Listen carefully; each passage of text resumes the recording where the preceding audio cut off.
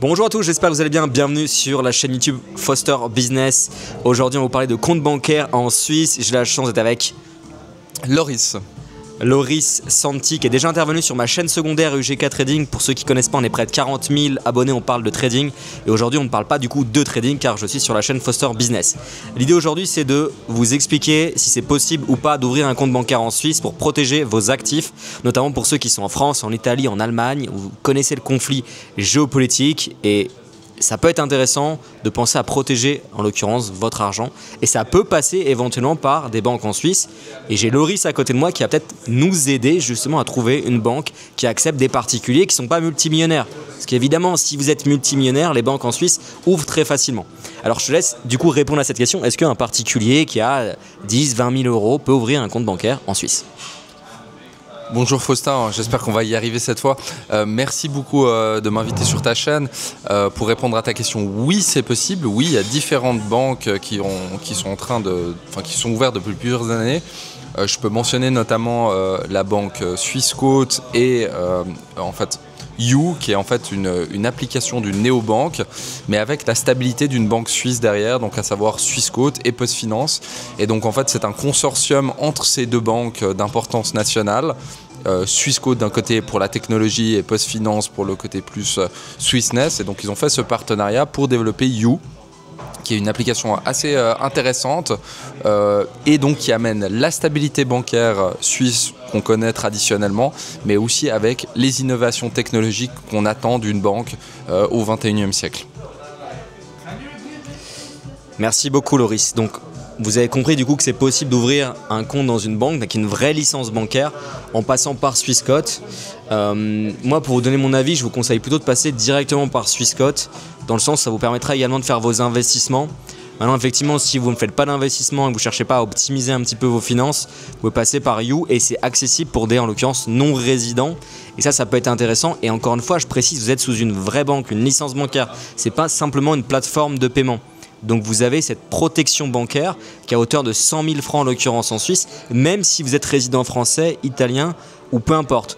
Maintenant, il faut comprendre une chose, c'est que toutes les autres banques, et Loris peut-être va nous le préciser, comme UBS, Raiffeisen, UBP en l'occurrence, banque privée et toutes les autres grosses banques, vont être accessibles évidemment en Suisse, mais uniquement pour des portefeuilles sauf erreur qui ont 1 million d'euros, de francs, de dollars ou équivalent à investir. Donc, Swissquote via You, donc PostFinance et Swissquote ensemble, c'est accessible et vous avez ces protections-là. Maintenant, ce n'est pas non plus une banque privée selon moi. Donc, est-ce qu'il y a d'autres solutions, Loris, pour accéder à d'autres types de banques en Suisse, en l'occurrence quand on est non-résident ?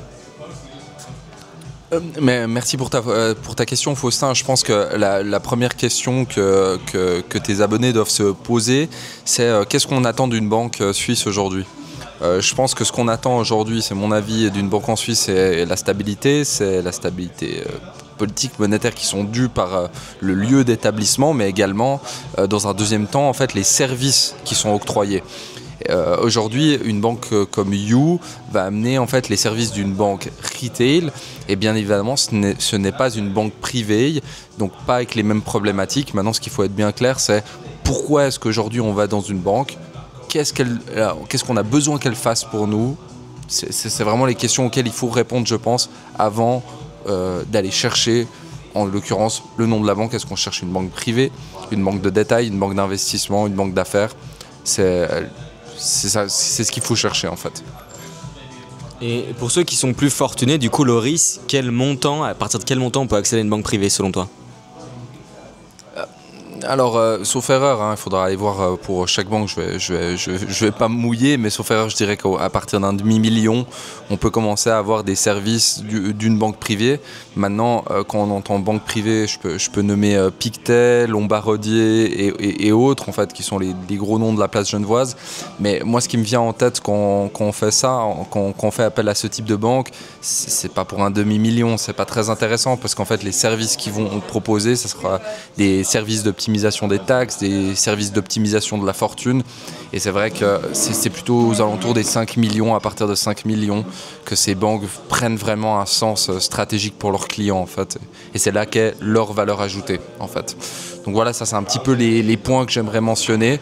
Maintenant, il y a des banques cantonales, notamment la BCV, la banque cantonale de Zurich également, qui offrent à elles des services qui sont un peu à l'intermédiaire entre celle de la banque retail et de la banque genevoise, enfin de la banque cantonale de Zurich, donc banque privée et banque retail, pardon. Ok, merci, très clair. Alors moi je pensais que c'était beaucoup plus, très sincèrement, pour ouvrir dans une banque privée en Suisse. Pour les avoir démarchés à l'époque où j'envisageais de lancer des services d'asset management, ce genre de choses, pour moi c'était plus. Maintenant effectivement c'est peut-être un petit peu ouvert, mais quoi qu'il en soit, effectivement en dessous de 500 000 on peut rien faire, ça c'est une évidence en banque privée. Mais heureusement il y a d'autres alternatives comme Swissquote, comme ça a été dit. Et en fait globalement il y a aussi toutes les banques qui ne sont pas des banques à première vue, mais qui sont des brokers. Je pense à IG Bank, c'est un courtier, vous connaissez IG Trading. IG Bank, c'est une banque en Suisse, vous avez effectivement un IBAN et vous avez également la protection bancaire. Maintenant, c'est adapté pour ceux qui font un peu de trading. Vous avez Corner Trader également qui ouvre des comptes à des étrangers. Maintenant, effectivement, c'est si vous avez une dimension investissement, un peu comme Swissquote en réalité. Quand vous ouvrez chez Swissquote, derrière, c'est pour faire des investissements. Et d'ailleurs, je vous recommande de ne pas simplement ouvrir un compte bancaire et de strictement rien faire avec votre argent. Maintenant, si c'est ce que vous voulez faire, comme l'a dit Loris, ça peut être la banque You qui est la contraction de PostFinance et de Swissquote. Donc c'est une bonne nouvelle, c'est possible et c'est pas compliqué. Et honnêtement, je vous donne mon avis, après c'est pas un conseil, mais mon avis c'est une bonne chose de le faire. Ne gardez pas votre argent, en l'occurrence à 100% en France. Vous devez intervenir dans différentes juridictions. Maintenant c'est vrai que ça dépend aussi de vos finances, mais si vous êtes de plus en plus riche et que vous allez vous enrichir, vous êtes entrepreneur, c'est bien d'utiliser différentes juridictions, surtout pour les banques, c'est super important parce que ça existe en l'occurrence des banques qui font faillite, c'est pas un mensonge. Maintenant en France, à mon avis, on en est très très loin, il faut quand même pas non plus tomber dans la paranoïa, mais en tout cas le risque, ce qu'on appelle d'avis tiers détenteur, alors Loris est en train de faire une tête un peu bizarre derrière, c'est normal, il est suisse, je pense que le risque est en fait très faible, mais si vous avez un problème par exemple de taxes qui n'ont pas été payées ou x ou y raison, vous savez qu'en 24 heures sur un compte en Union Européenne, on peut en l'occurrence le prélever. Donc ça peut être intéressant de diversifier aussi à ce niveau-là. Maintenant ça c'est pour des cas extrêmement exceptionnels. Mais je pense que le risque de faillite est extrêmement rare, extrêmement faible en réalité en France de mon point de vue. Je pense que je vais laisser Loris intervenir dessus parce qu'il a fait une tête un petit peu bizarre. Puis on va terminer cette vidéo là-dessus. Et du coup vous l'avez compris, il y a une solution. Et la solution, vous la donnez clé en main. Je laisse terminer là-dessus, Loris.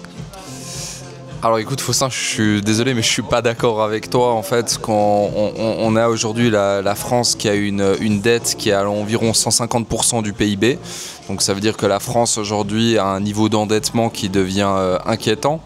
Il y a d'ailleurs un plan de je crois 430 millions d'euros qui a été voté en France, sauf erreur de ma part, pour financer l'armement.